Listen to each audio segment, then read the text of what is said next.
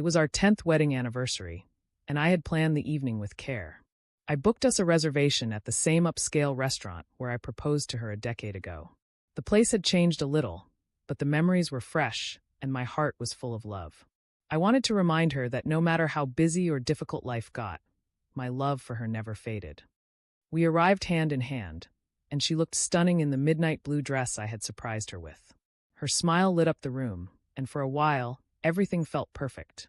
We talked, laughed, clinked our glasses to 10 years, and even fed each other dessert like teenagers in love. Then the live band started playing.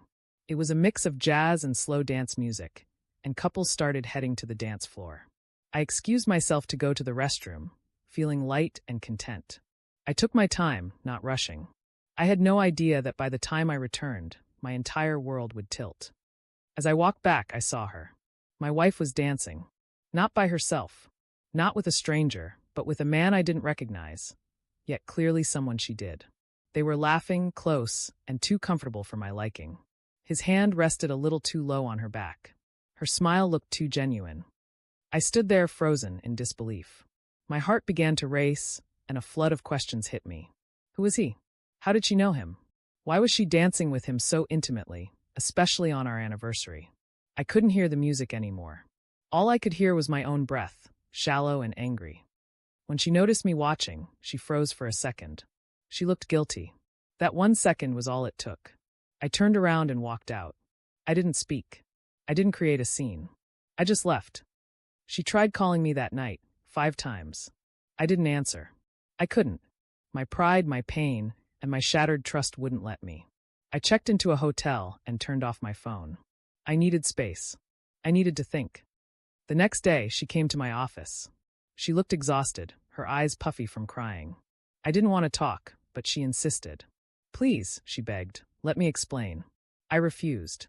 I told her I saw what I needed to see and left. For the next few days, I avoided her completely. I filed for separation within the week. I told my lawyer that I believed she was being unfaithful and that trust was broken beyond repair. He asked if I had proof. I told him I didn't need any. I had seen enough. Friends and family were shocked. Some tried to mediate. My brother told me I was jumping to conclusions. My mother said I should at least talk to her once properly. But I stayed firm. To me, it felt like betrayal. 2 weeks later, she sent me a long email. I deleted it without reading. I didn't want excuses. I didn't want lies. I was too hurt, too convinced that I was right. A month passed. My lawyer told me she hadn't responded to the separation notice.